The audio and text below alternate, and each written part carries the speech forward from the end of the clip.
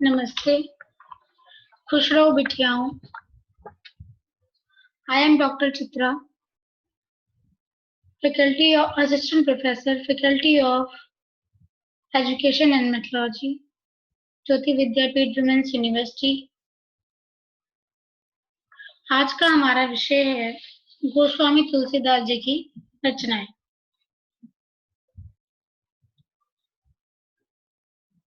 तुलसीदास जी की रचनाएं इस प्रकार हैं।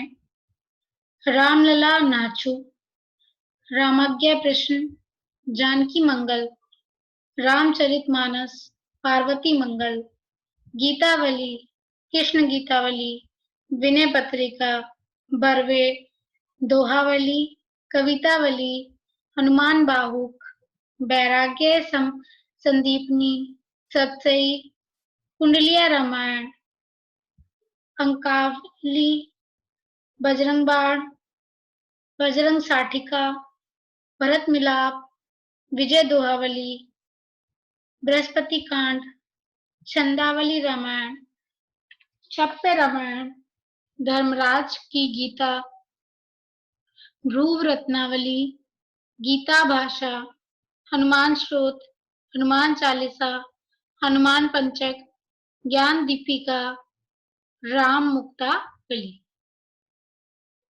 इनमें से जो प्रथम 12 रचनाएं प्रामाणिक रूप से तुलसीदास की मानी जा सकती हैं, शेष समस्त रचनाएं संदिग्ध हैं। इनमें से कुछ रचनाओं का संक्षिप्त वर्णन परिचय इस प्रकार है।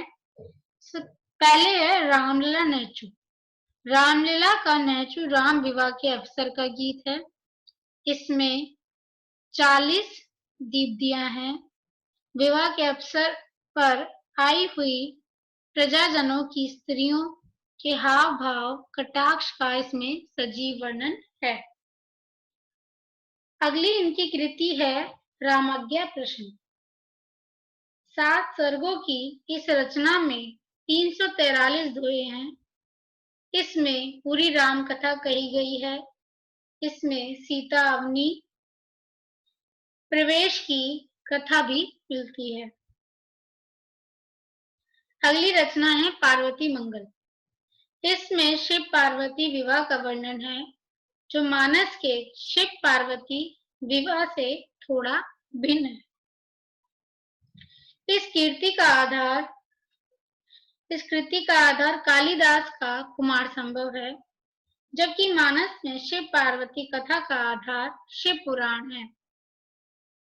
गीतावली ये राम कथा संबंधी पदावली है।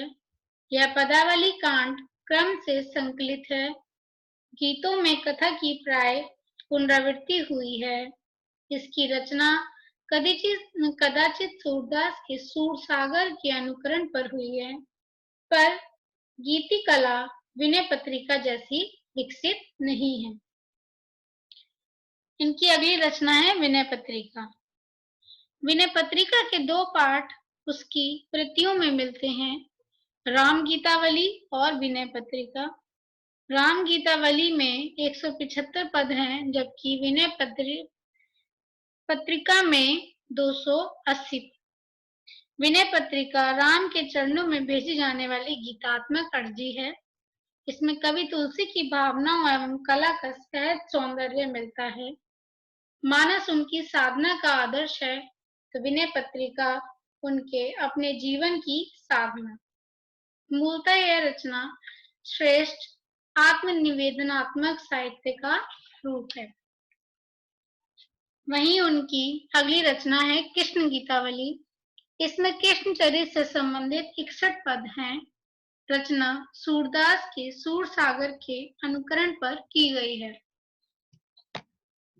इनकी अगली रचना है कवितावली। यह कृति कवि के जीवन तथा युग को समझने के लिए महत्वपूर्ण दस्तावेज है। इसमें महामारी, शरीर पीड़ा, बलतोड़ के फोड़े तथा मृत्यु से पहले के कष्ट वर्णन के प्रसंग हैं। इसमें राम कथा कविता सवैया शैली में वर्णित है। प्रसंग अत्यंत मार्मिक और तथा सजीव हैं। कवितावली का लंका कांड युद्ध वर्णन के लिए आदर्श माना जाता है। रामचरितमानस लोक जीवन में तुलसी की कीर्ति का विमल आधार दोहा चौपाई शैली में रचित अवधी भाषा की शक्ति से संपन्न यही महाकाव्य है। इसकी रचना 1574 ईस्वी में अयोध्या में आरंभ हुई तथा अंतिम भाग काशी में पूरा हुआ।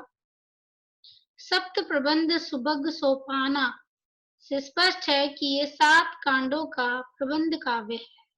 अपनी सामाजिक सांस्कृतिक उपलब्धियों के कारण मध्ययुग का यह अकेला महाकाव्य है जिसने समूचे समाज के दृष्टिकोण को संस्कार देने एवं बदलने का काम किया। उत्तरी भारत में यह ग्रंथ वाल्मीकि रामायण तथा महाभारत से भी ज्यादा पढ़ा जाता है। इसमें जनता अपने जीवन का प्रतिबिंब पाती है। इस ग्रंथ का प्रतिपाद्य विषय राम को लीलावतारी परम सिद्ध करना और राम भक्ति का प्रसार करना है। इसमें राम कथा का प्राचीन परंपरा का वर्णन है तथा उपदेशात्मक नीतिपरक संवाद है। कथा श्रोता वक्ता जैसे शिव पार्वती आदि के संवाद रूप में मिलते हैं। तो यह था इनकी उपलब्ध रचनाओं का वर्णन, संक्षिप्त वर्णन। This session is powered by digital version 2.0 Jyoti Vidyapeeth Women's University. Hope you are satisfied with my digital session. If you have any query, please mention in comment box. I will resolve it. Thank you.